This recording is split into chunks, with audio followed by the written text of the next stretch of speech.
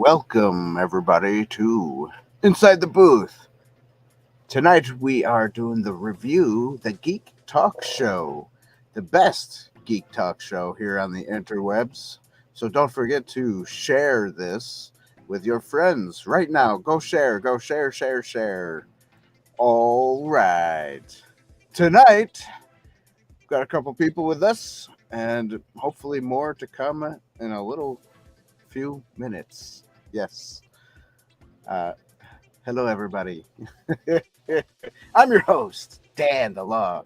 And tonight we have Tony from Docking Bay 327. What's up, Tony? What's up? Hey.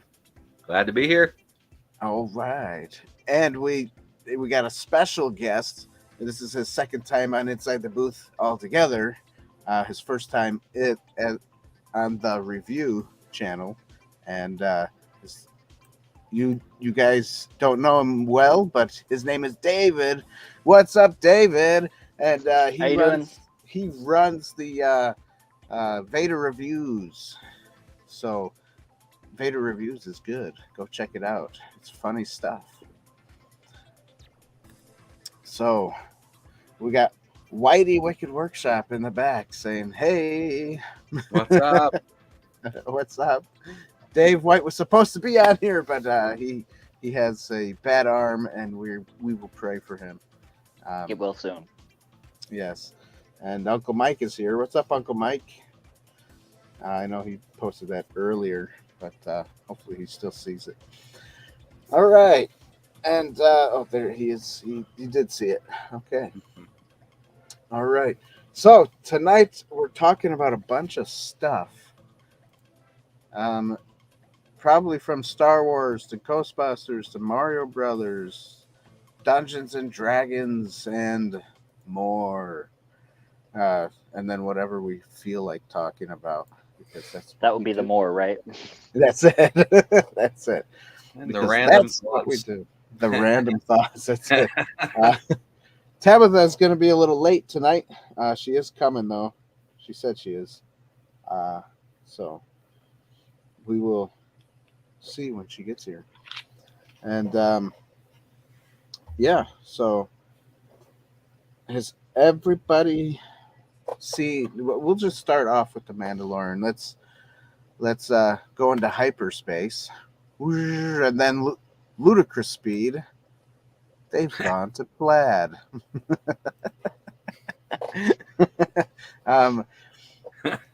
So Mandalorian season 3. We'll talk about the finale first, and then we'll talk about our thoughts on how the whole season panned out, I guess. Tony, do you want to go first with what you thought of the finale? Yeah, I really liked it. You know, I thought it wrapped up everything very nicely. There was a lot of speculation of, cameo appearances coming in, anywhere from Luke to Boba Fett. Yeah. To be honest, I'm glad none of that happened. I really, they've done that. It's right. If they did, it probably would have been a longer show, right? It would have had to take up a little bit more time. Definitely. I like that they focused just on the Mandalorians and their, all of them coming together and the stuff with Grogu, of course, is always great. Yeah, of course. Yeah, I mean, Grogu is the icon. He's the bread and butter of the show, basically, at this point. That's right. He has been pretty much from the beginning. But I like how it ended. It set up, maybe the next season they'll go back into more of the adventures of Din and Grogu just kind of. I think that's how they were setting it up. Yeah. Yeah. Because he kind of was like, I forgot who he said it to. But he's like, yeah, my background is bounty hunting. So Right.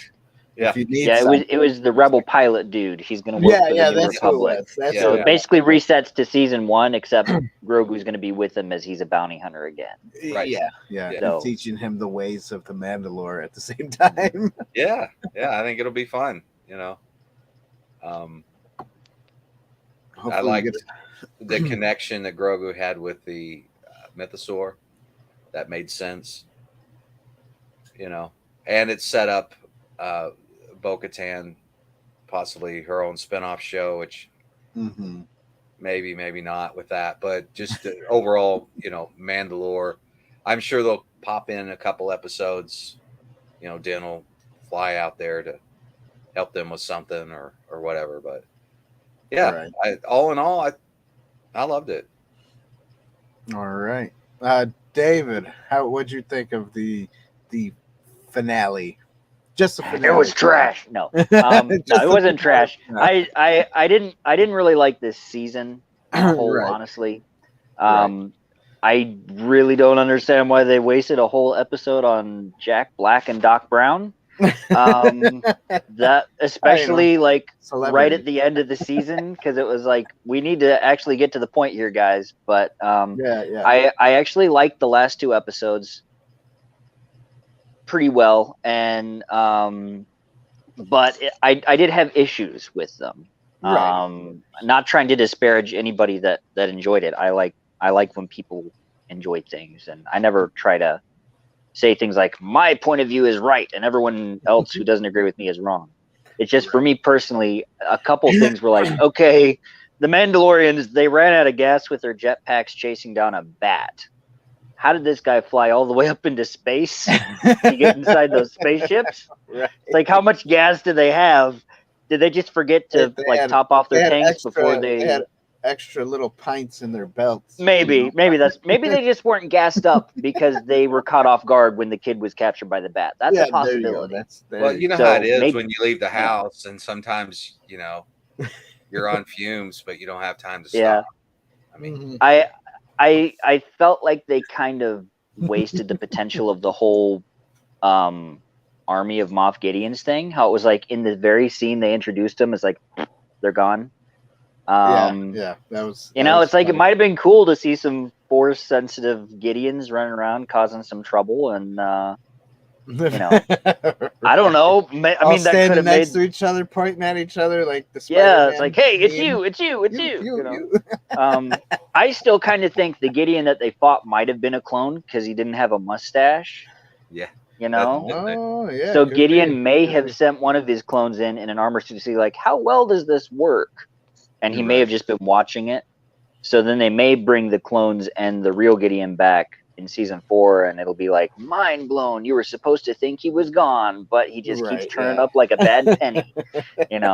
That might be what's going on. That might be why he was defeated so easily. I mean, he just kind of stood there, with his arms raised, being enveloped by fire in his completely invincible suit. He didn't even get the ship dropped on him. So that's another reason why I'm like, I don't know if he's really dead.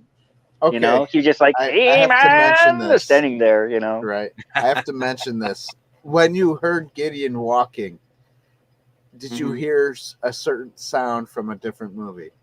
Because sounded like Iron Man and me. I don't know. I felt like he sounded like Iron Man every time he moved. I heard the RoboCop feet. That may have. I've never seen RoboCop. You've never seen seen RoboCop too. Yeah. You've never seen RoboCop. Yeah. So, like in the episode 1 or 2 or whatever it was, how the IG-11, I think it was, right? He had the one arm and he was chasing just like the body part. Yeah, like the Terminator at the end, crawling yep. around. Terminator, yep.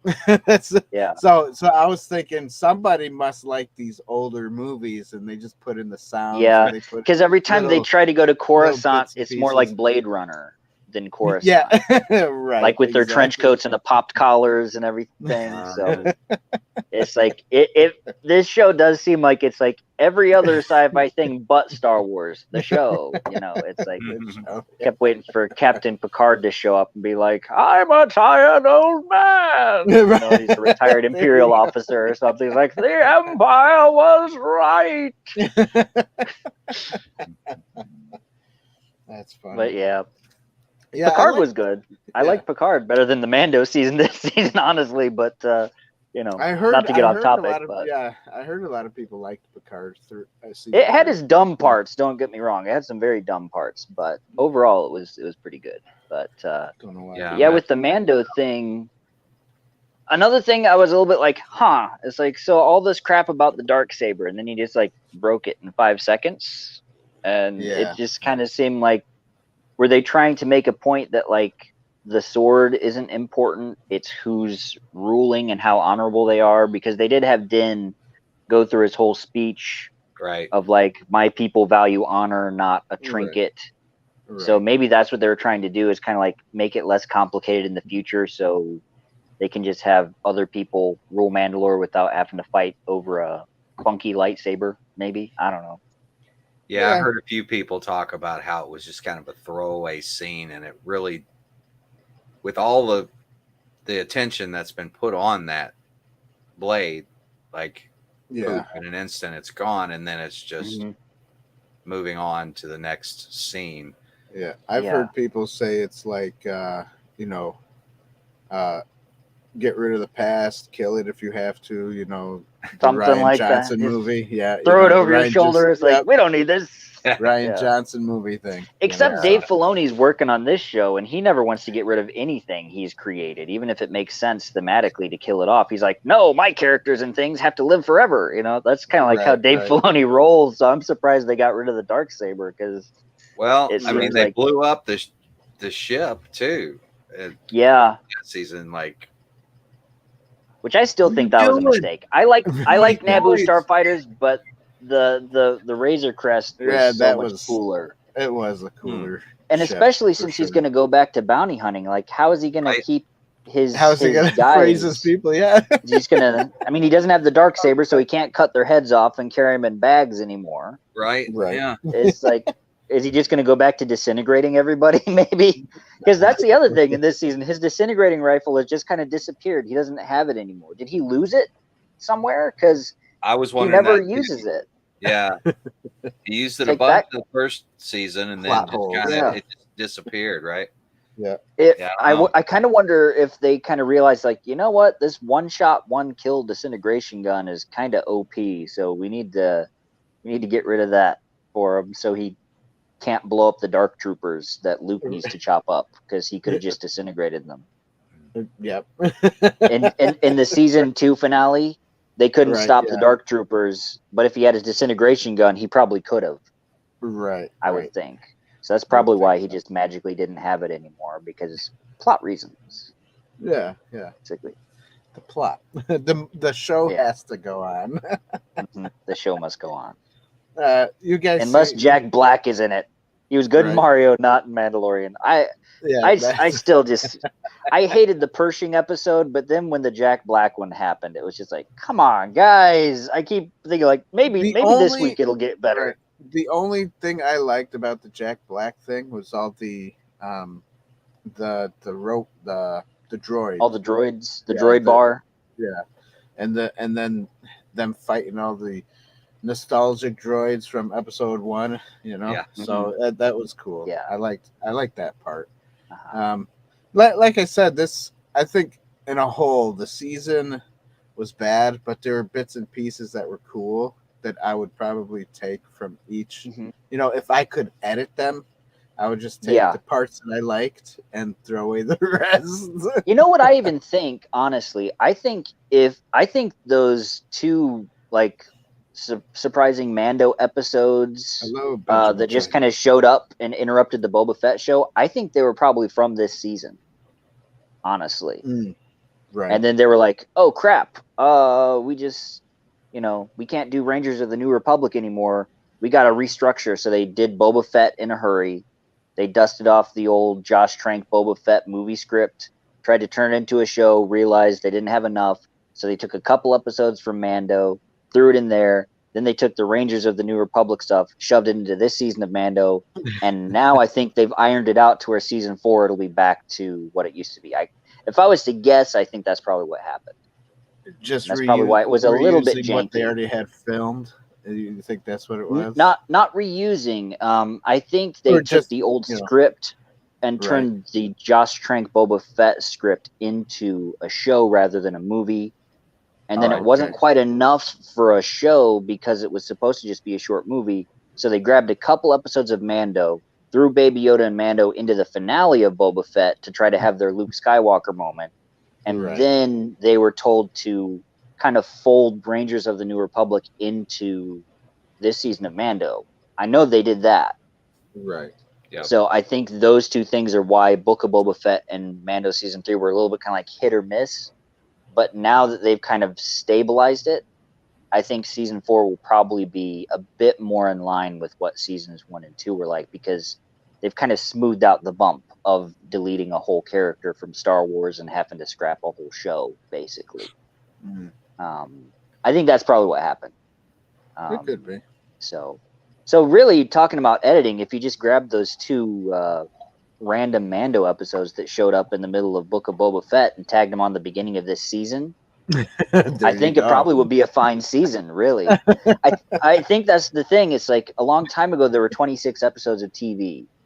Right. And it's like, you expected, like, okay, they all can't be good, but at least I got 26 episodes. Now you feel it if an episode doesn't hit, because it's like, I've only got 8 episodes and you wasted it on this, So it's like, if an episode isn't like really good, it feels like you just wasted time because we only have 7 more to go, kind of thing. It's not The Simpsons anymore, where you just, get mindless entertainment. Infinite episodes. Yeah, infinite episodes. That's right. So that's too bad, right? That's too bad. Yeah. I wonder what they would do if they had to do a show, The Mandalorian, if they did that. That'd be interesting. More Jack Black cameos. Yeah. I don't know. It would be interesting if the seasons were longer, but at the same time, though, we might get a whole ton of filler episodes that way, because it's expensive to make these shows, right? And you kind of need to have some easy episodes every now and then. But of course, with the droid thing, it wasn't like that was a cheap, easy episode, because they still had to animate all the droids. Yeah, exactly. So it was more just kind of an odd detour for a while from the main plot. But what are you thinking, Tony? I just keep hearing Jack Black. Hope you like secretions. Yeah. Oh my God. It was bizarre for sure. And the thing that really bugged me about that episode was why did Doc Brown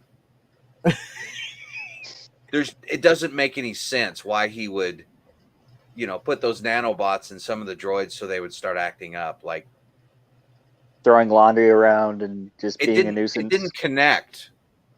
Mm-hmm. And at the end, when she's like, and then he apologizes, I'm like, what? Like, I don't know. Maybe somebody can explain it to me, but it just didn't make any sense at all to me why he was doing that. Yeah. I kept waiting for him to explain how many gigawatts it takes to run battle droids. Right. That's the question Star Wars fans need to know. That would have been fun. Kung Fu Chuck says Disney needs to do a what if cartoon with Star Wars. 1 new episode a week, and they'd make a fortune. It's true. What if Jar Jar was the chosen one? Oh, right, yeah. Excuse me. Sorry, my cat just jumped by. Make it endless. Kung Fu Chuck. I'm guessing Kung Fu Chuck Norris, maybe? Chuck Norris. Maybe. Anyways, yeah. What if Obi-Wan got his arms and legs cut off on Mustafar instead of Vader? So then Obi-Wan had to be like a good version of Darth Vader, a good cyborg. And that's why he trained Luke. 'Cause he's like, I can't beat him now. My arms and legs are gone. Yeah. Yeah, interesting. Actually, could have been interesting, honestly. I mean, it could be interesting. Yeah, you're right. Kung Fu Chuck, you're onto something there, but I don't know if Disney would ever do it. But you are onto something. what if Han didn't get shanked by his emo son? That would be an episode I'd like to watch. You know, Yeah. I mean, that would be pretty cool to see.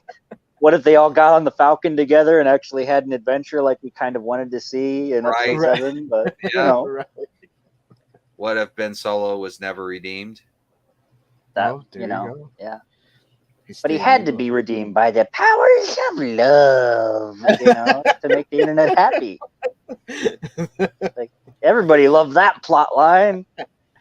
I tell you what, was though, for all of its flaws, I really, really like Daisy Ridley.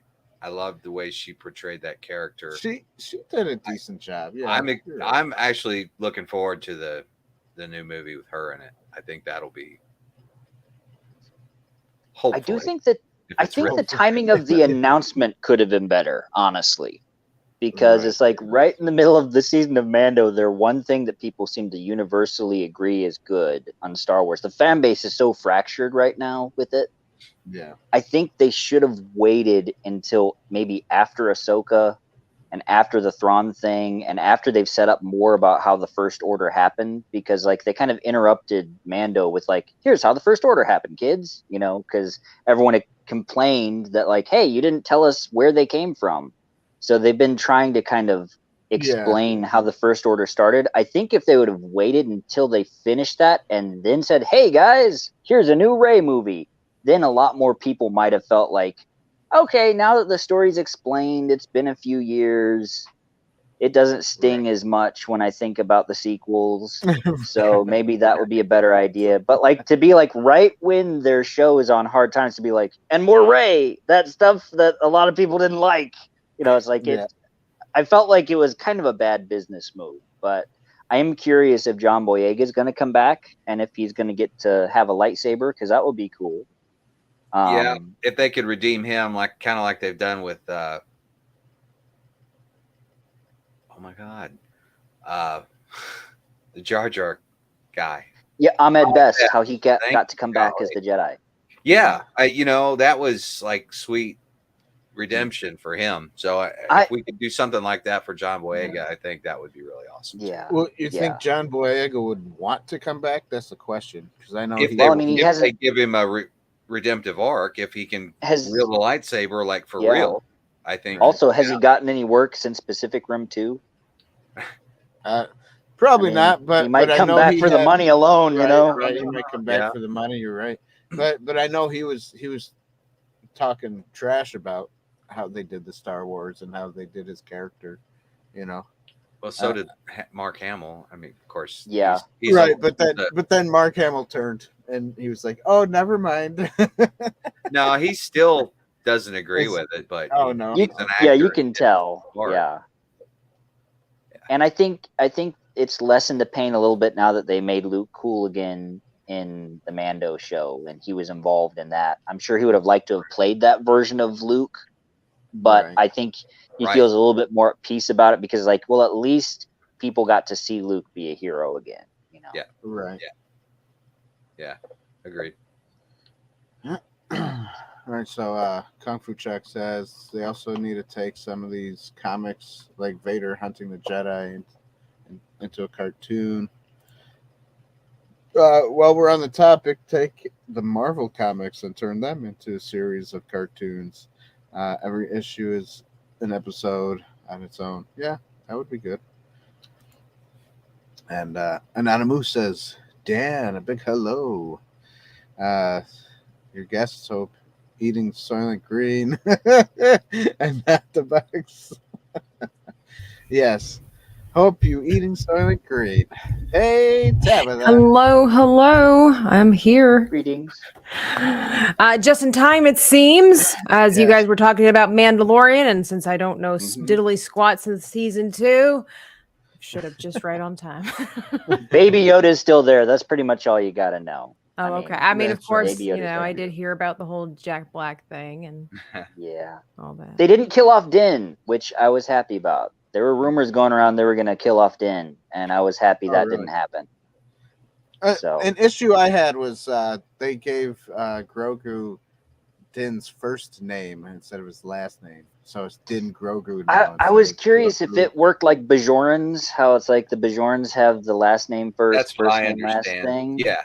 But Yeah. then Oh, Bo-Katan, so does that mean Katan is her first name then, and Bo is her last name? Well, I mean, Like she does Bo-Peep? look I Asian, don't know. doesn't she?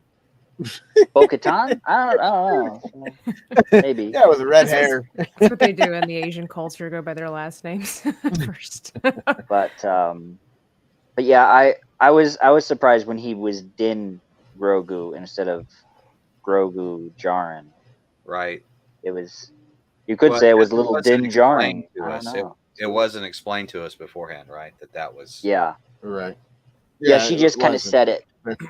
Yeah. The armor chick. That She was kind of just- that was weird. Yeah. I I always Food thought I Chefs, thought it was kind of funny that like they made such a big deal about him adopting. It's like I thought he already kind of did when he was like, I will take him as my apprentice in the earlier Right. seasons. Yeah. It's like, didn't he kind of already adopt him this whole Yeah. time? I mean, He everyone's always adopts him saying again. like, "Hey, Gave your that dad." Did you... fatherly persona, yeah. Yeah. So, but then they acted like it was some big shocking thing of like, what? He adopted him? But it's like, that's kind of been what this whole show's been about. Maybe You like know? I don't know. officially, like Maybe. within the I don't know. community versus a personal. I don't know. I didn't see it. Maybe. Could be. I guess it was supposed to be I'll a big say deal, yes. but I was just kind of like, okay, whatever. Yes. Living in a house together on Navarro instead of with the rest of their people, which is weird. But I still like Tony's background. It's gonna be my forever. yeah, favorite. he's got the coolest one of all of us. No offense, guys. It's green screened. Yeah, that's right. That's right. Wave, Tony. I want to see your fingers. Give us those jazz hands. Well, because like on a green screen, if you go fast enough, Uh-huh. you get a little. Yeah. Like Yep. show some of the webs. green and stuff. Yeah. There's no glow. We have huge here, no problems with that every Ah. week, honestly. halo. Uh-huh. Oh, do you? Yeah. And with the movie, that was a nightmare for lightsaber Oh. fites. That was a Oh, pain in the I'm butt. sure. It was just Sure. a blur of green blob. It was Yeah. really hard I'm to sure. deal with. How did you deal with it?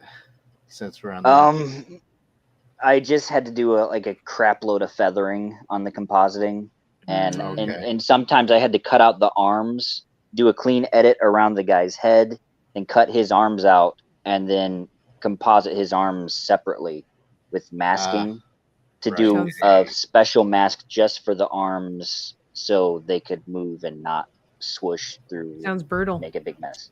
Yeah. It was annoying. It took like 14 hours at a time to get like maybe That is I'd say annoying. maybe a minute Yeah. if that Mm, of yeah. lightsabers done. Yeah, that's so tedious.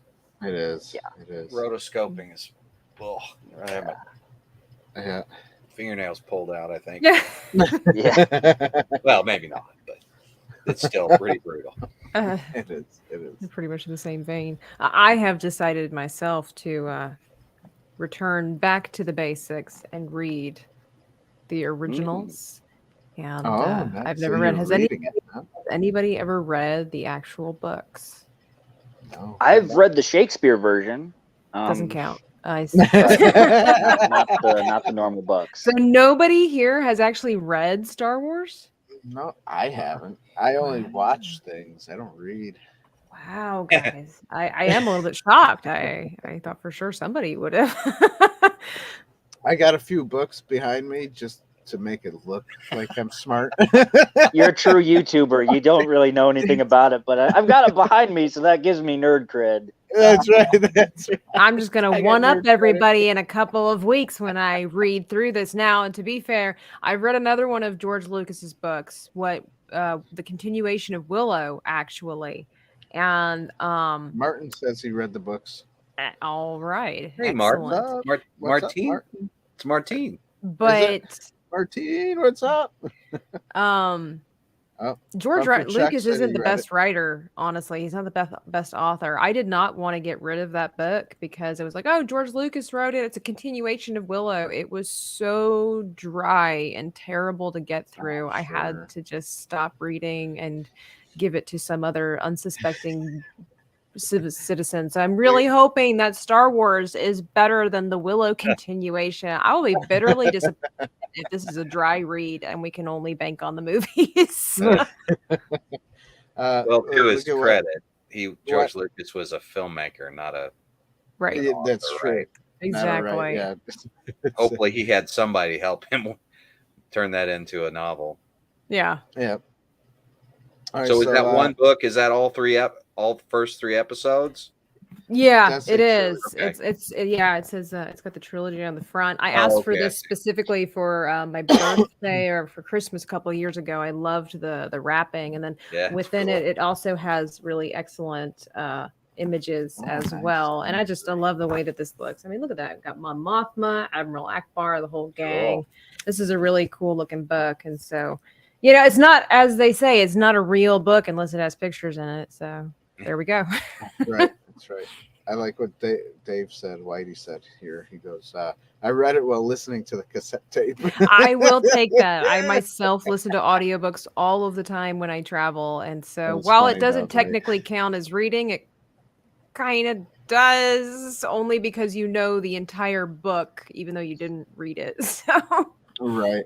It's kind of like listening to an old radio play. Right. Spectre of the Past. Oh, I remember that book. I haven't read it, but I do remember seeing it. Or Spectre, yeah. Dax is here. He says, I read the original and all of the books from the EU. I would like all of the books from the EU, except for Crystal Star. I did end up getting rid of Crystal Star because that was also a terrible book. But I did read it, though, but it was badly written. I read Shadows of the Empire and the the Dark Lord Rise of Darth Vader book. Nice. I liked Shadows of the Empire until it turned into like some kind of crappy romance novel with Shizor and Princess Leia. That was bizarre. And there was like a couple chapters where Shizor was like trying to seduce Leia or something. I was like, what the crap is this? It's like, this is not what I like Star Wars for, guys. And right. It was weird. You'll know it's other time than that, to turn the page when you hear R2 like this. Beep, beep, beep, beep. Yeah, I remember those books back in the, I had the Phantom Menace version. I had the Phantom Menace version that did that. Did you? That's funny. Those were the best. I had like the Alf books, and they would, when you hear the chime, you turn the page. With the cassette tapes that you read along with. Yep. My sister had a Teddy Ruxpin that did that too. Or to get along. Oh yeah, I remember the Teddy Ruxpin. You put the tape in and mouth moves and stuff. And if you get it, and you can get there was something you could do to some of the other tape, like if you put in your own cassette tape, if you did something to it, it'll still make the mouth move, but it wouldn't make it. It was weird, but it was fun to do. Martine says, in fact, there are some plot points that were introduced in the books that changed in the movies. I don't doubt it. I mean, there's always a lot of things that are missing from the movies that are in the books. And that's why, honestly, that's why I do prefer to see the movies before I see the books, because it's almost like you get an expansion pack on the movie and you'd be like, oh, this is what happens. And that's the backstory. I mean, it's the same thing with like Harry Potter and Twilight and stuff like that. I would rather have seen, I prefer to see the movies, and then you go and you read the books and you're like, oh, this fills in the gaps. This makes more sense. This is really cool. Right. Jurassic Park is that way too. I heard that the movie is wildly different from the book. Yeah, John Hammond's a total creep in the book. Yeah, he's not the fun grandfatherly guy. I won't spoil anything that happens, but there are a lot of things that are different. Yeah. It's a good book. You can listen to it for free on you can listen to it for free on YouTube. Someone put the audiobook of Jurassic Park up. So if you want to just listen to it, I will have to. That's how I listen to it. I was actually working on a dinosaur comic book at the time, and I would just listen to the Jurassic Park audiobook while I had John Williams score playing and then the book playing from my tablet. So I had John Williams music, Michael Crichton book while I was drawing dinosaurs. Immersive experience. Fun. Were you sitting outside on a humid day too? Or? I could have, because it's Oklahoma, but I also didn't want to get attacked by wasps. because we have a lot That's of wasps part of the around my experience. house. So, Yeah. yeah. That's it. Come on, man, Jurassic commit. wasps. Run. Go all in. That's right. All or nothing. So that Mandalorian, though, yeah. By the way, I got bought off in the this bushes book. about that. Yeah. That's right. I bought this book at the Goodwill store. I saw it and I was like, "Oh my goodness, they got it!" It was, I don't know how I saw it. It was like my eye just caught it, and I was like, Well, I mean, that's a "What?" So I had to silhouette buy it. that a lot of us are very familiar with over these past Yeah. few years. That I mean, that iconic dinosaur silhouette is Right. very I had a memorable. friend who had Pretty this hard to book. top. Yeah. I don't know where to put it right now. I'm gonna put it over there. I No, didn't why want he to turn says, back "Whoa!" around. Actually, he says, "Tabitha didn't downgrade me this time around. I don't have to with that comment."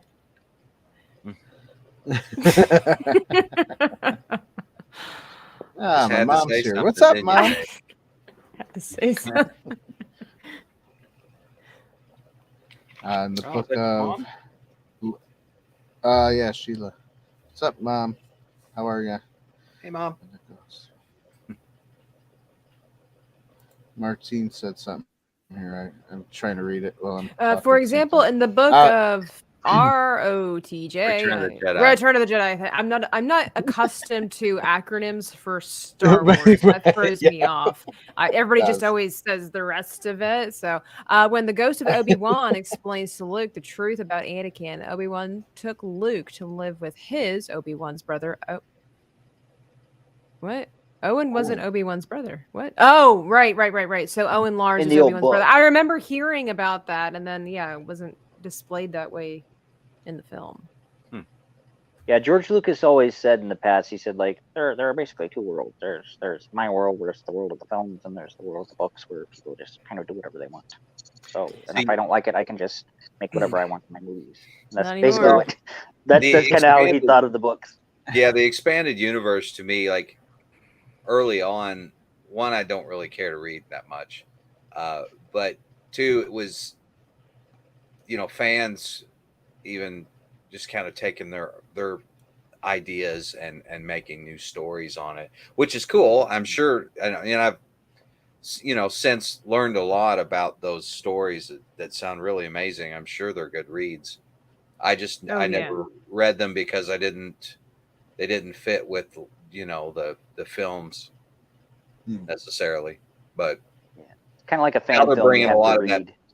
read. Well, they're bringing a lot of that back now, though, right? They're grabbing bits and pieces from the, what are they calling it now, Legends, instead of the expanded The universe. canon, yeah. Mm-hmm.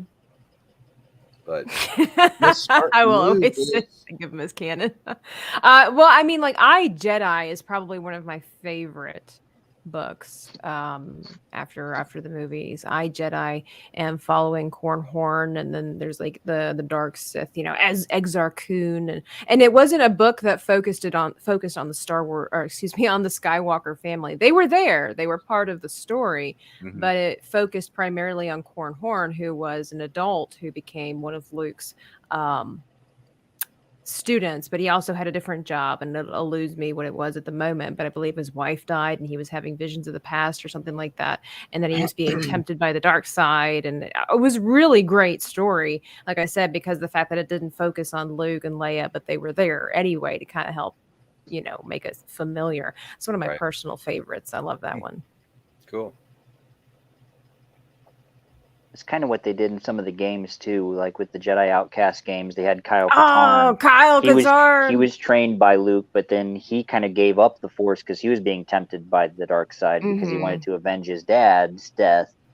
And then, his girlfriend got kidnapped, and he was like, "I need the Force now so I can fight the dinosaur-headed Sith Lord." That was a great game. Okay, that was a great. It's pretty cool. Yeah, that was a great. I mean, no one can top Darth Vader, really, but if you're gonna try, do it with a dinosaur-headed Sith Lord, because you can come pretty close to Darth. Oh my god, he was Desan. Desan, that's right. It's been quite a little bit since I played that game, but Desan sounds like a Disney. He was actually one of Luke's students too, and he started killing his fellow students in training duels because he was like, "The weak have no place in the Jedi Order," So it's like he That's why he got kicked out, because Luke was like, "Hey, stop killing my students." He was Ben Soloing people before Ben Solo was a thing, apparently. Oh, So, yeah, exactly. Yeah. Yeah, there's some really Dave, great stories. You're good with the voices. I like it. No. He does it for a living, so. Yeah, I mean, I never grew up. That's my secret. Sweet. Yeah. Peter Pan. Just goofing around with cartoon Oh my voices. goodness! I heard some. I've been hearing some bad news about that Peter Pan and Wendy movie. How about the fact that they're a little bit they're confused. They're not going to have Tinkerbell's wings light up because they don't know where that light would come from, so it doesn't make any sense.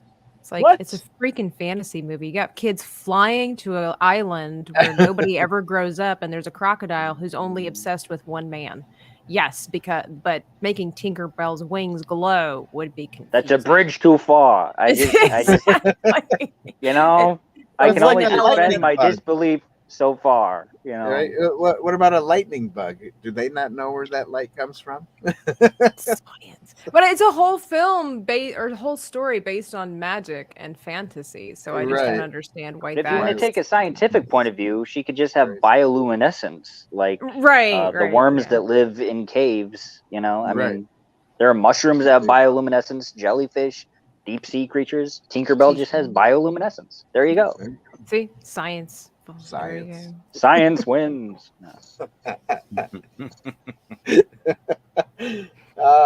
That's fun. I think it's also almost like a misnomer where it's like Peter Pan and Wendy, because when you watch the trailers, and of course we know that trailers don't reveal everything and they can be deceiving, but it seems reveal Lost Boys. But it seems like this movie's more focused on Wendy than it is about Peter Pan. Peter Pan's kind of this afterthought, like, yay, we cast a Pakistani boy as Peter Pan, but we're going to focus on Wendy. Yeah. It's Disney, so it's what they do. And like we said, when Dan and I saw the trailer for the first time and the young man spoke, I thought the kid was like 12, but when he spoke, he had the voice of like a 15 or 16-year-old. And I'm like, oh, I was not expecting like a deeper voice. Yeah. I'm Peter Pan. Let's go to Neverland. It's go time.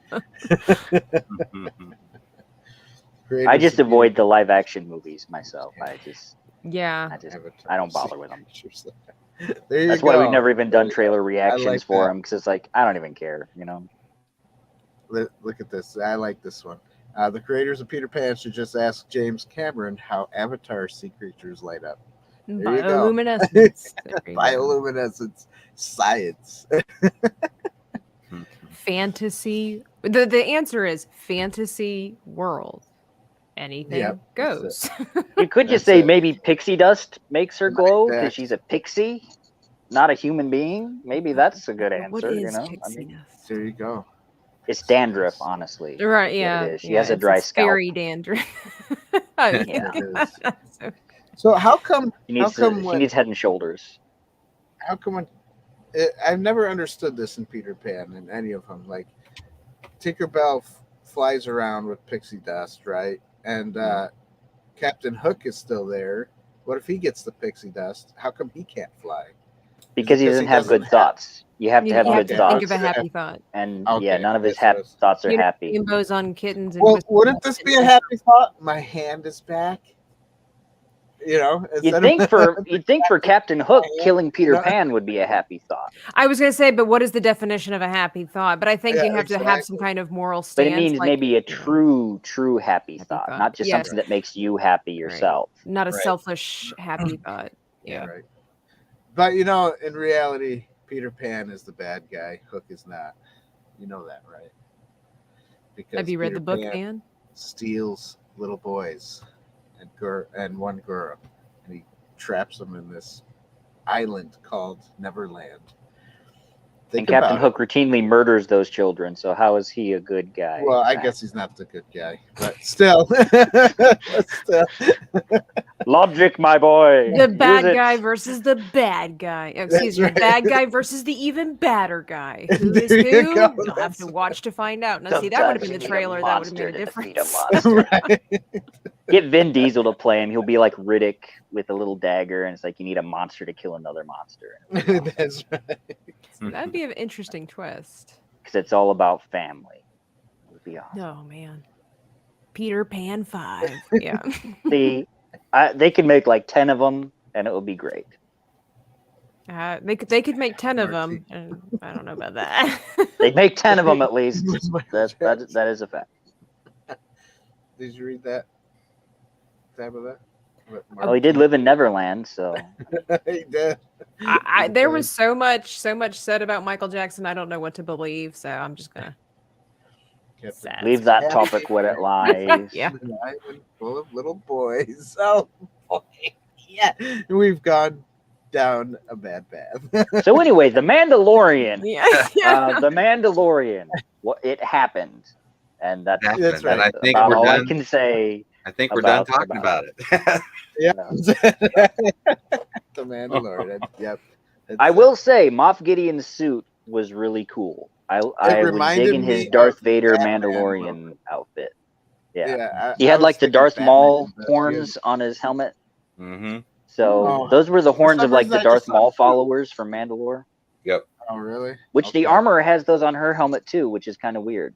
That's what got everyone thinking like maybe she was a spy because Right. she has those horns on her helmet. That in the Clone Wars cartoon, I haven't seen much of that show, but Darth Maul took over being like the leader of Mandalore by chopping a dude's head off with the Darksaber. He fought a that's dude the that way to had the do it. Darksaber. That's pretty much how to do it. And so then when Darth Maul took over, there were a group of Mandalorians who followed him because like, hey, he's got the sword, he's got the right to rule. And they started putting horns on their Mandalorian helmets.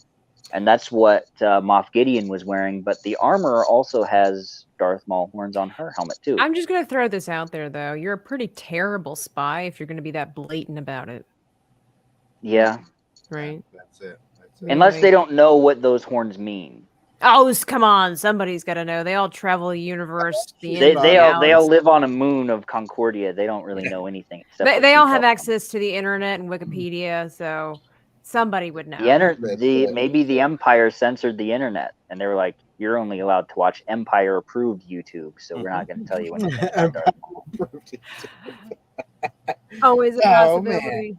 There would always be the dark web somewhere. The Darksaber web, if you will. That's right. That's what they call it. So, anyways, let's move on to some good movies that came out, like Mario Brothers. There were good movies that came out. No. But yes, Mario. Mario I Brothers like that is movie. good. You know, I have not seen it yet. you haven't seen it. You should see it, Tab. I told you that, Dan. There's no woke. So I can't talk about the movie. Crap, she hasn't seen it. I mean, we could talk about it a little I'm bit. gonna assume it's like a lot of movies. Bad guy versus good guy.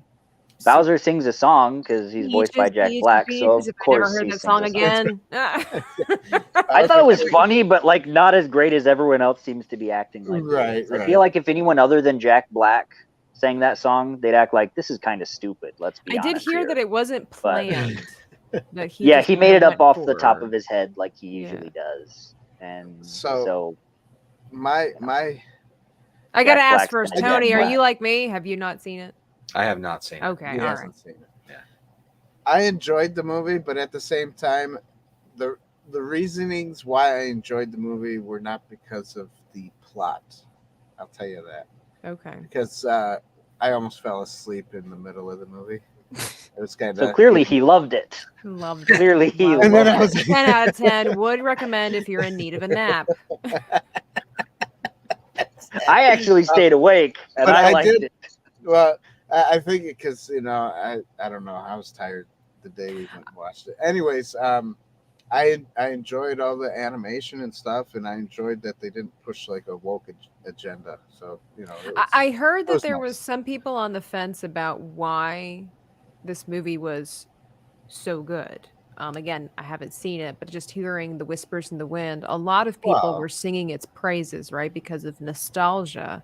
But a lot of people were also. You watch this movie, you just want to go play a video game when you're done watching the movie. So Like you want to play 64. Mario Kart, you know.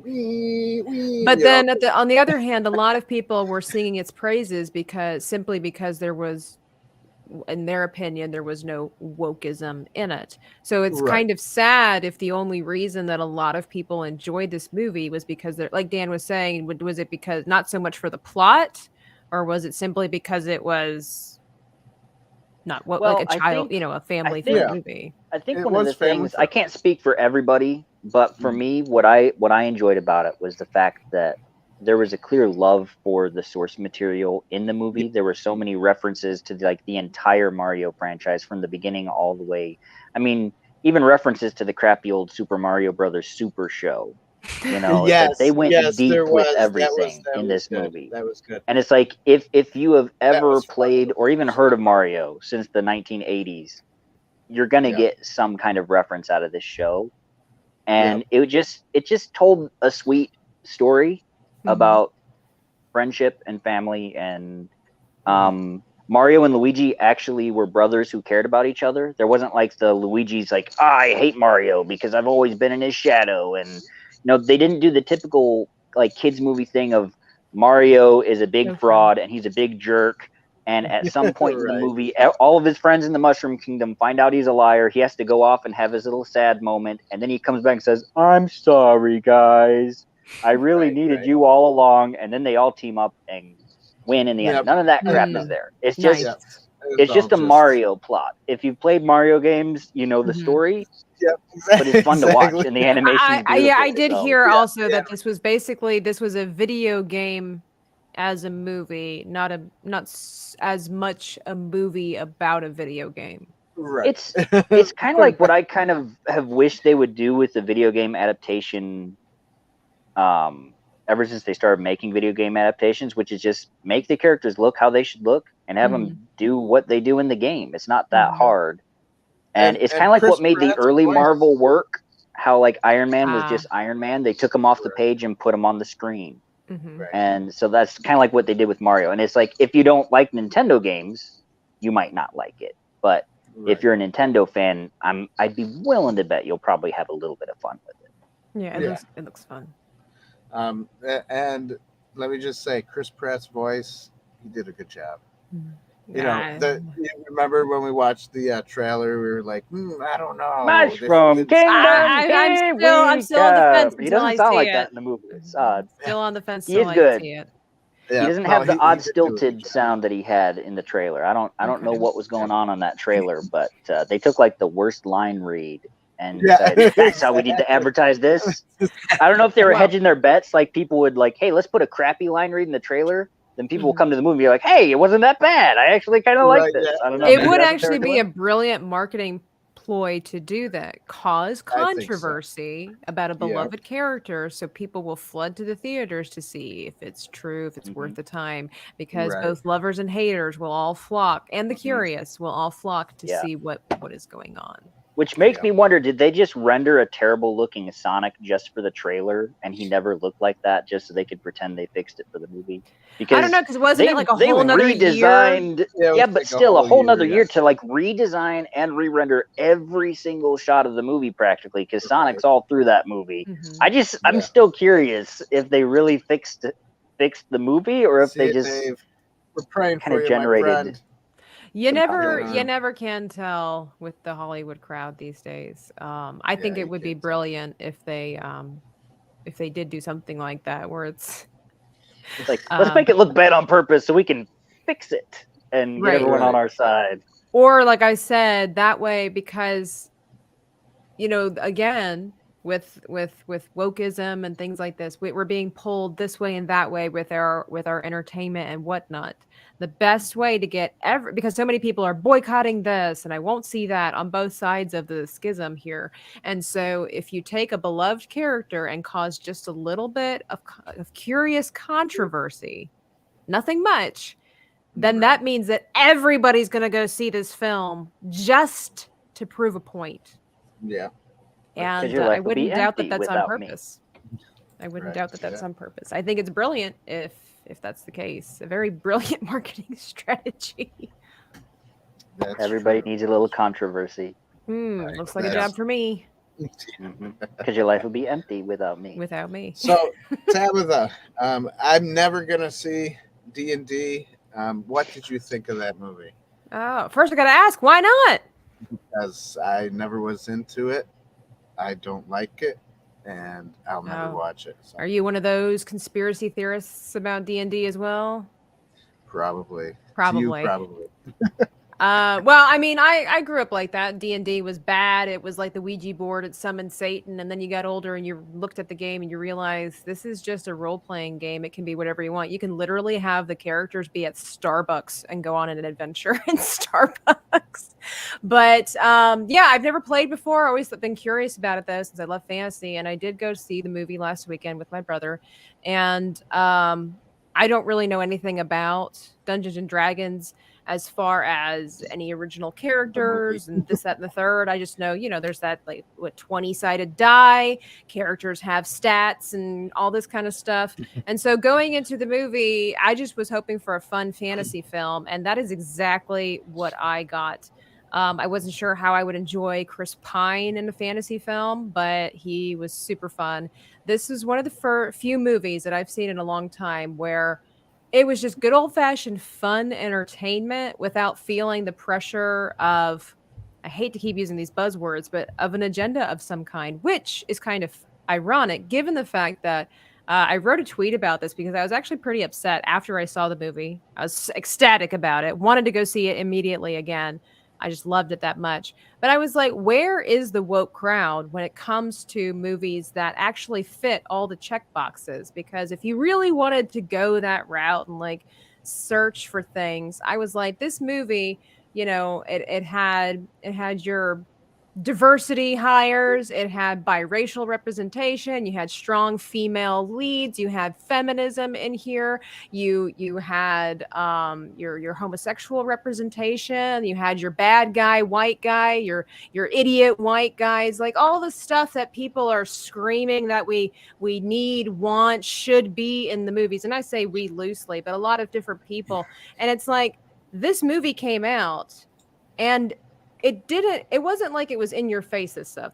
Don't get me wrong. It wasn't like, oh, there was lesbians everywhere and then they made fun of the idiot white guy all the time. No, it's more of like, it had these things in a real life aspect, right? So Chris Pine's character, if you know how the game works, if you've ever played like Skyrim or anything like that, or Mass Effect, you know that you can upgrade your different point systems. Are you high in charisma? Are you high in dexterity? Are you high in magic? These kinds of things. So they tried to base it off of the characters of the games if you were role playing.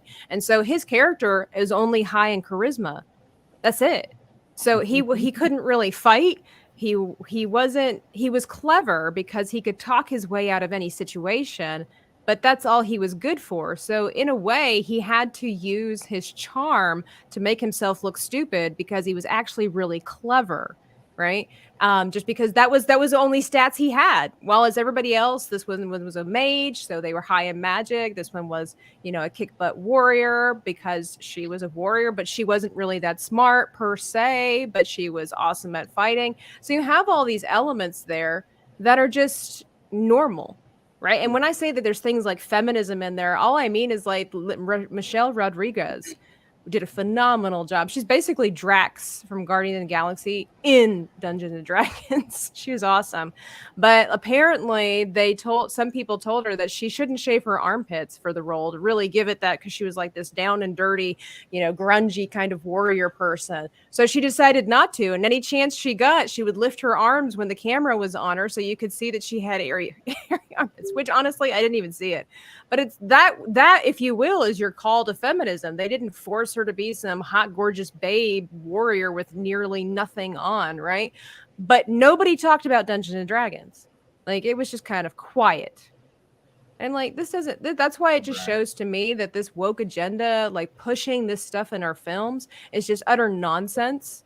Because when you actually have a movie that in a friendly way, in a normal way, actually has representation without being forced down your throat, nobody says anything. And it's like, why is that? Why weren't the people praising this movie for ticking all the boxes? Because number one, it wasn't mainstream, so it wasn't influential, even though Dungeons and Dragons has decades of a franchise to bank on. And it just goes to prove that people don't really care about representation. They just care about changing franchises. That's it. So, long story short, I freaking love this film. It was so funny. It was great action. There was some cheesy dialogue in there. Some of the CGI wasn't that great, but honestly, my brother and I were just like going through this like an autopsy, and we're like, we didn't care because it was such a fun story. It was such a fun movie. It was funny. It was great. I would watch it again. Nice. Thanks. That was a good rundown. There's so much more to say, but I'll be here for much longer, and we're already an hour after. So. I see that. I just noticed. Like, oh, look at the time. Just want to let everybody know that there is a new Ghostbusters movie going to be coming out in December. My gosh, another one? What for? Yeah, in December. And it's apparently people are hyped for it. Some people are, not everybody. I haven't even heard of this. Yeah, well, I guess. Is it not? Is there Jason a trailer Reitman, released yet, or? No trailers yet. Oh, okay. What's his name? Jason Reitman is filming now. I guess he's already filming. They're filming in London, and they're going to, but it takes place in New York City, so it's like it's weird. They must have. Why sets not just that film look in New York City? I don't know, because must be New York has got rules and regulations now for filming, because usually they just film in Cleveland, Ohio if they want to get around. Is this going to be with the cast from the previous one? It is. It's going to. Oh, okay. So continuation with the kids. Yeah. It's a sequel, and okay. And I guess a couple of the originals are going to be in it too, like Ernie Hudson and Dan Aykroyd, I think. Yeah. Yeah. Well, yeah, that too probably. I thought the last one that they're doing the sequel to was really, really good. Like it you know, they played on the nostalgia, of course. Oh, you of course, have to. yeah. You have to. Yeah. I mean, yeah. That just, when you're bringing it back, yeah. Yeah, for sure. But it was a decent story, and I liked it. I liked it a lot. So hopefully they'll continue that on, right? Yeah, I think that's the plan. So. I don't think playing on nostalgia is really as much of a dirty word as a lot of people seem to act like it is. Because when you think about it, it's like, what do we complain about when they ruin things? It's like, well, you ruined something I was nostalgic for. Why did we hate what they did with Luke? Because he didn't act like Luke. Right. Mm-hmm. But they didn't play to nostalgia. They did something new and different with them. So it's like, I think it's good to play to nostalgia to a certain degree, because it's kind of like, that's why you want to see. You don't want to watch a Jurassic Park movie that doesn't have dinosaurs in it, or doesn't have chaos theory or any of the themes. No, that's a good point. I wonder if part of it too, though, is just the era that it came out. Mm-hmm. So 80s, early 90s. Mm-hmm. Think about it. Those of us that grew up in the 80s and 90s, not you two, Dan and Tabitha, but we're, we've had families or whatever, we have jobs now, can afford the toys and can afford the, all the other merchandise that goes along with it. And we have fond memories of it because that's, what we grew up on. So, I mean, I think you have to include that because that's who's going to see the movie, the new movie. Yeah. Right. I mean, a good percentage of them anyway. Yeah. There. Yeah. I think it depends on how you do the nostalgia, because kind of like what you were saying, David, is that, they play on what they do is they play off of the nostalgia so that they can draw you in, so that then it can make their changes a lot of times, not all the time, but a lot of times. And I think that is deceptive and cruel. That's and irresponsible. Why a lot of the remakes and things. Well, I mean, that's why Picard seasons 1 and 2 failed so miserably. They were cashing in on like, hey, see Picard, go on more space adventures, and then basically the whole show was like kicking Picard around the whole time, and it wasn't anything like Star Trek.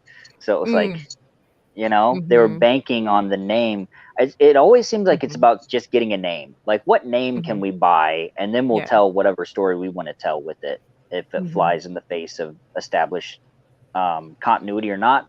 Continuity seems like it's the dirty word in Hollywood these days, because a lot of times they seem like they want to just kind of like take a name of something, and it's like, well, I don't really want to tell a story about this or that, but I like that name, so I'll grab that franchise and then I'll tell the story I wanted to do. That's why the G.I. Joe movie was a disaster, that one with Channing Tatum, because the director didn't know anything about G.I. Joes. He wanted to make a movie about his stupid robot power suits. A studio wouldn't give him the money to do it, so he thought, I know, I'll buy the G.I. Joe brand, and then I'll put the G.I. Joes in my power suits, and that's why it was such a crappy G.I. Joe movie. I will say that Afterlife did it right, though, because the most of the movie, you really didn't know anything about the original characters. They just hinted that they would be there, but the majority of the film was about the brand new characters, piggybacking off of the idea of the originals, and I think that was done really well. It was. Well, going back to the new Star Wars, you know, the new series shows, like Filoni has really done a good job of doing that, just that, right?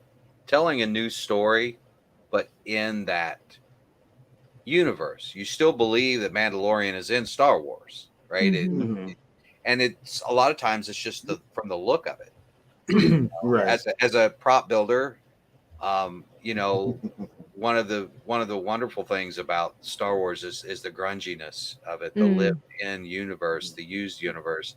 Yeah, and they've captured that very well. Andor did a really good job with that, you know, making you believe these people and these robots, these droids, whatever you call them, spaceships, all of it has been around for a long time, and they've seen a lot of action, right? And they're rusty and they're scratched up and all of that. But then, you know, the other part of that too is just the storytelling itself. I mean, Filoni did work under or side by side with George during the whole Clone Wars, and is basically taught all things Star Wars. So much. I've never met the guy, but I've heard people that know him or close to him say that that's all he ever talks about. Dave Filoni is Star Wars. He's like an encyclopedia, basically. An encyclopedia in a cowboy hat. And it's like, that's it, in a cowboy hat. Oh, it was an interview with one of the female actors, and she was like, yeah, I was talking to him about my dog, and somehow it turned into a story about Star Wars. And how he did that, I don't know. But he'll always kind of pull it back around. Weaves it back into it, yeah. That's funny. Yeah, so does anybody else have any new movies that are coming out that look interesting to them? War of the Rohirrim sounds like it's going to be cool. It's there's no trailer for it yet, but it's being released by New Line and Warner Brothers. They're telling the story of Helm Hammerhand. He's the guy who built Helm's Deep. Okay. But it's an anime studio is doing it. I heard it's quite promising. It's looking like it's going to be pretty cool. Like Philippa Boyens is there to make sure it's she was one of the writers on the actual films. Yeah, she's there to kind of keep the story in line to make sure it follows the lore correctly. And I think I even heard they brought in Richard Taylor and some of the design. I know like John Howe is working on it for like the look of things. So like they're even going to stay true to the Peter Jackson films look. Nice. So we're not going to get any like Rings of Power fabric with printed armor kind of looking stuff. I mean, it's drawn, so it'd be hard to draw that anyway. But you know, it's like they're going to go back to the rich design of the Weta team. It's looking like for this. Yeah. And so that I'm pretty excited about that one. I think it's either like 2024 or 2025. It's still a ways off because it's going to be. I haven't heard whether it's going to be hand drawn or computer animated yet, because the animation house that's working on it has done both in the past. Okay. So maybe do a combination. Yeah, it could be. They could even do kind of like a tune shading like they did in the Breath of the Wild game for Legend of Zelda. Which, speaking of Nintendo, Shigeru Miyamoto, he did say that they are definitely going to make more Nintendo movies. So fingers crossed that's for fun. a Legend of Zelda movie. Because like For a Mario's Zelda closing movie, in on yes, $1 that'd be billion. cool. It's Yeah. like, Oh yeah. they'd be Mario's- crazy not to make more movies.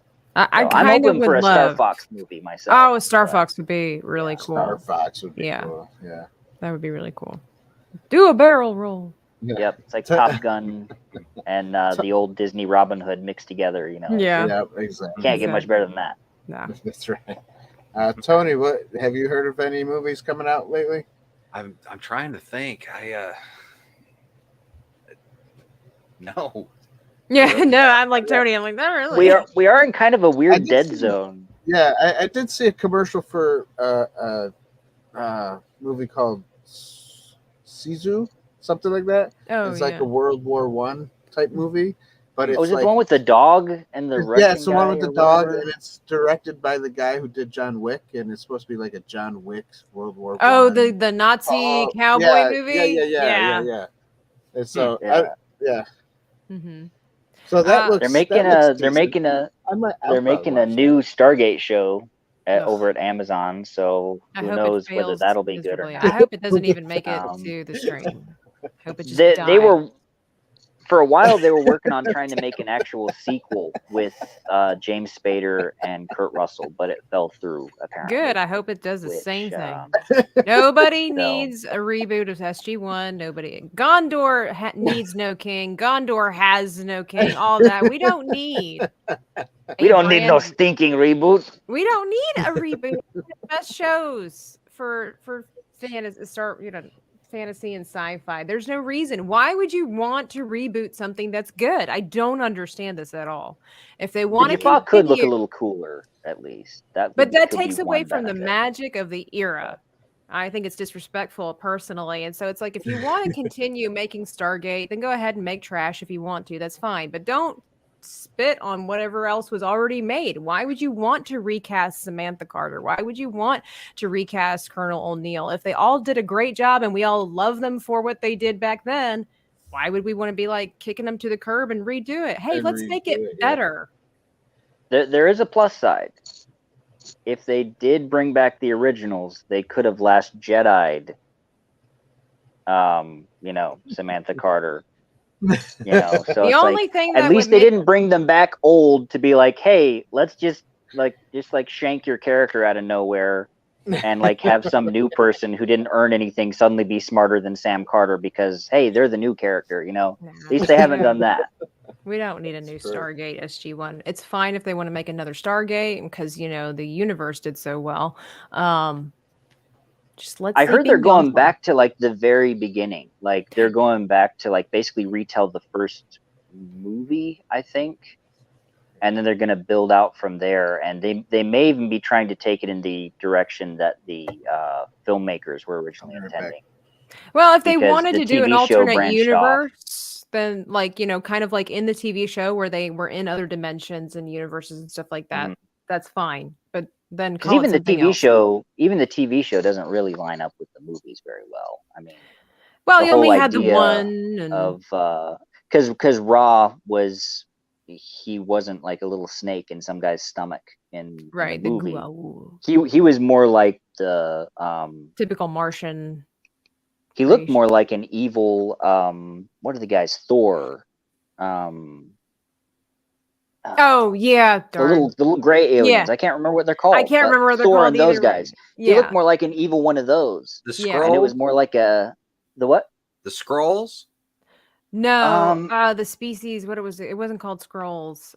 I can't think of what they're called. My now brother either. would know. He's got like every season of SG1, Thor. and I he's gotcha. yeah, Thor. There were the little gray aliens in the SG1 show. Yeah. But I can't. The Asgard. That's what they are. Asgard, though. I should have Yeah. thought his name is Thor. Yeah, Duh. Thor. Yeah, the he looked Asgard. like an evil Asgard in the Right. movie. Mhm. So they might go back to the more energy vampire type of. But it doesn't possession need method. to. Nobody asked Um, for it. Nobody needs it. So they're just trying to make money because So, yeah.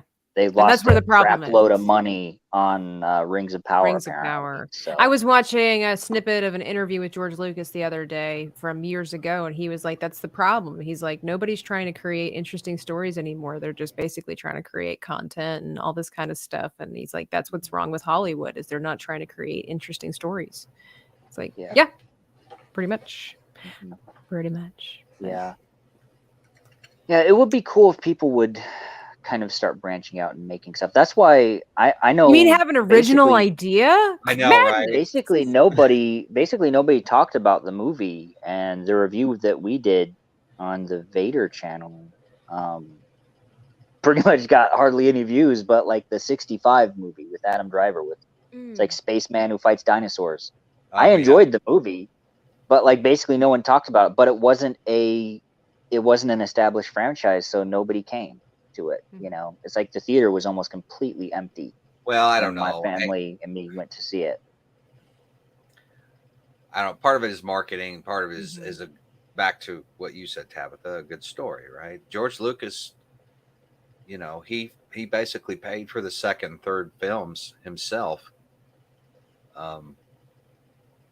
because he wanted to make sure that he had creative freedom to tell the story that he wanted to tell. You know, I can't imagine anyone these days doing that. Yeah. I think Keanu Reeves is one of the only few people that actually sacrifices their income in order for a movie to be better, you know, for the costumes, for the prop division, all that kind of stuff. So another reason we all love Keanu Reeves. Yeah. One of the other things too is like so much of the storytelling is formulaic and done by numbers. You see that in books a lot too, where like they have a formula now with a lot of books that are written by like not only by what generally needs to happen, but like down to the page, what plot beats need to hit on certain books.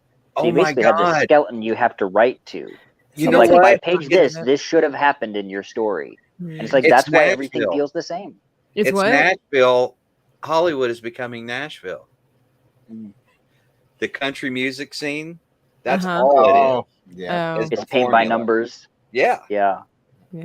That sucks. I hate that. And now, I mean, I'm sure AI is going to start playing into that too as soon as they can figure out a way to kind of plug that in with their, I mean, if they're not doing it already, who knows? Some of the dialogue in movies these days, they'll just generate all the actors, they'll generate everything. It'll be like the only problem will be they'll have like 50 fingers on their hand for some reason, but if you can overlook that, it's a pretty good movie. Right. Well, you know, in the words of Ian Malcolm, just because you can, did you ever stop to think that you should? Scientists were so preoccupied with whether or not they could, they didn't stop to think whether they should. That's right. They didn't listen to the guy. Speaking of Jurassic Park, though, that's here we are talking about unoriginality, but I'm being very unoriginal myself. I'm actually working on it's kind of an audio book of a Jurassic Park-ish story, because I did some research on some stuff a while back, and scientists were trying to figure out a way to turn chickens into a dinosaur by because that's what the world needs.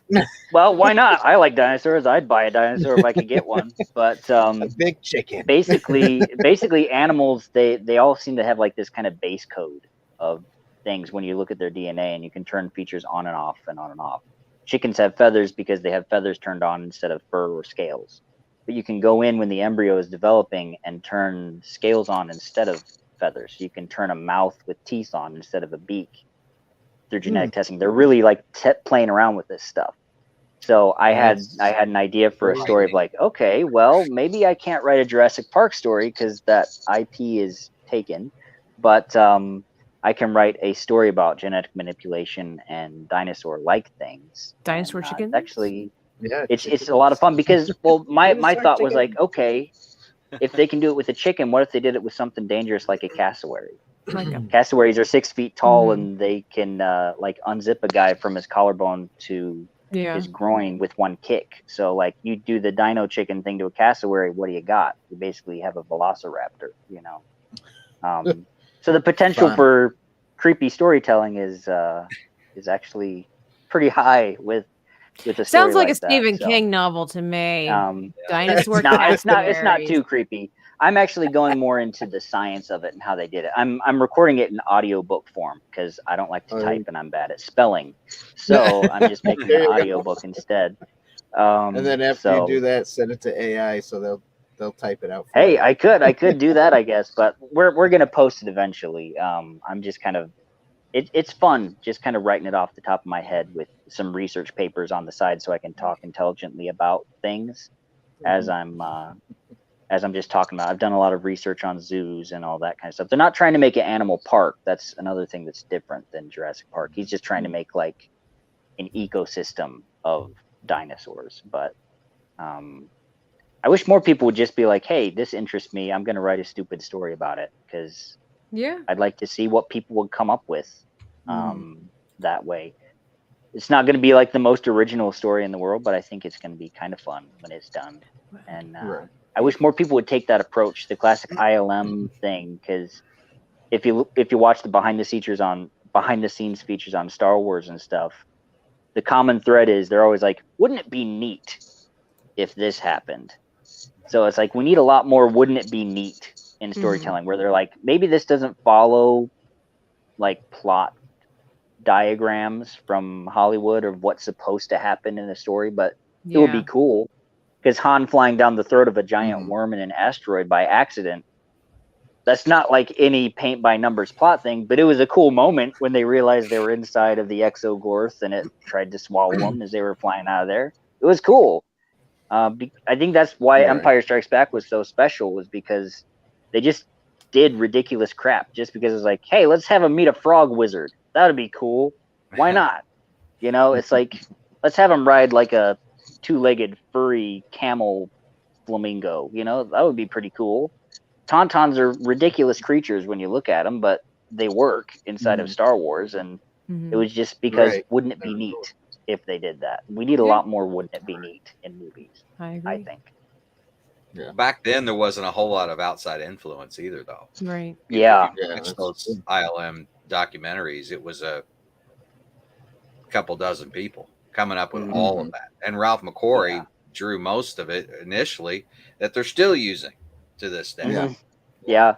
They're picking the bones of his art books. Yeah, they are. With these with these new shows. They sure are. But it is funny how like the original Star Wars was really it was George Lucas's vision, but Ben Burtt being able to just go off and make the sounds he wanted to make and just go do that. You're good at sound. Ralph McQuarrie, you're good at drawing. Design that. You guys, you're good at making models. Make that. It's like a long time ago, filmmakers would delegate to people's talents and strengths. It takes a village, Whereas now it seems like a director wants to be, I want to be the writer, director. I want to decide how everything looks. I want to put my stamp on everything. My little fingerprints got to be on the entire production. And so then he cheats himself out of the talents of everyone he surrounded himself with. Well, and it doesn't help that a lot of everything is CGI, it's computer generated. So there's a standard, there's a staple, everything needs to look like this. It's the same. Whereas if you do it handmade, there's always going to be some kind of flaw. There's always going to be some kind of difference between the buildings and the paint job because it's just human nature, error, whatever you want to call it. And exactly. Like his set is pretty cool. And it takes away the beauty. Office, Tony, I love it. That's the best I've ever seen. It's the best. That is like a really impressive room. Thank you. Of course it is.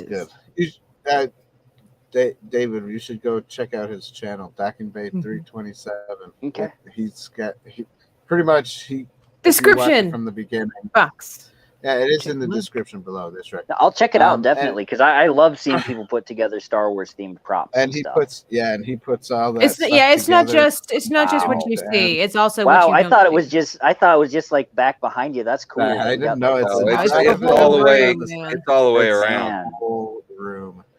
Isn't that insane? That's cool. And that is really cool. It is. And it's where I work every day. That's a cool office to have, I gotta say. That's even cooler. Do you ever sit in front of that the moving window TV right there behind just you with the stare out stars, into the and stars. stare out it and go, "Ooh, I'm in outer space." Do you ever do You don't that? have to That's tell what I us, would Tony. It's okay. No judgment here, but we understand if there's something. Well, it's obvious I'm a complete and total geek anyway, so it's it's not out of the question. But I actually haven't. But I do look No, at you it. haven't? This is my background for all my work meetings. So That's so cool. yeah, everybody else has everything's blurred out, but Yeah. Right. You need to build yourself like an official, you need to build yourself like an accurate flight simulator of like an X-Wing cockpit with like LED screens around your windows that you can like put the VR X-Wing game through. That would be pretty cool. The VR game.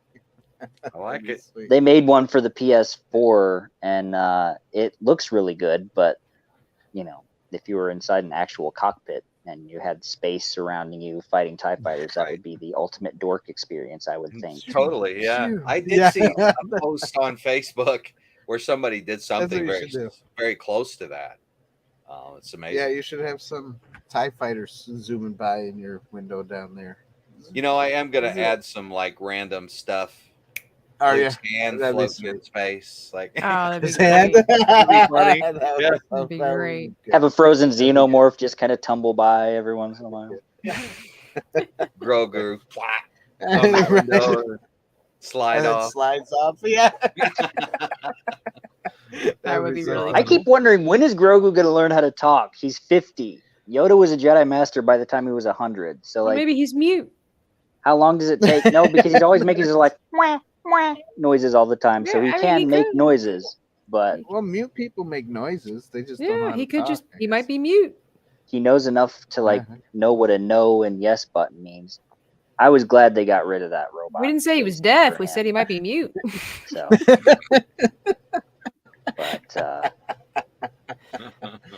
but it's good. But yeah, it's like I don't know. I think him being a 50-year-old baby was a bad idea. It's an hour and 26 minutes. I think we should end the show. I think we should. Yes. Yeah, it's Speaking of the Mandalorian, it's time to end the show. It's time to say goodbye, everybody. Yeah,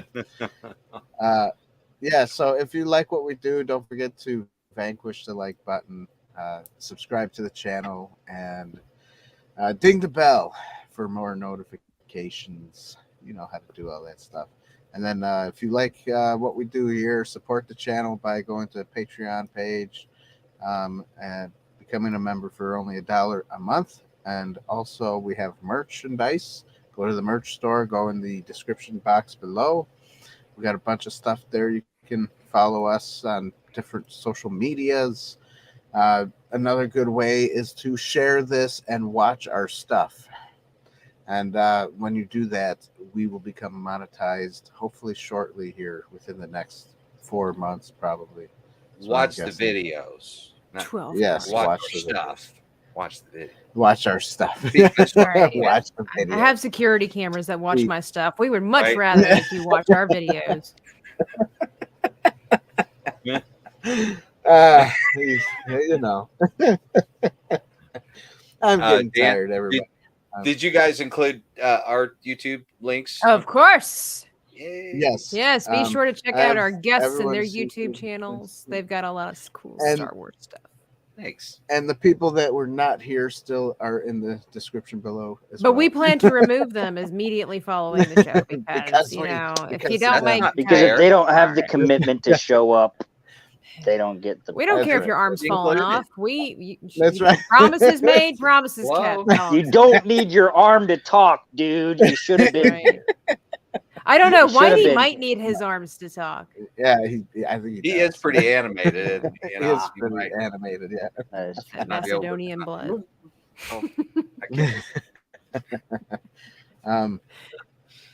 So yeah, that's it. Yeah. So yeah, there we go. Until next month. I think that's it. Yeah. Next month will be another review show. Remember, last Tuesday of every month is the review. It's kind of like the View, but better.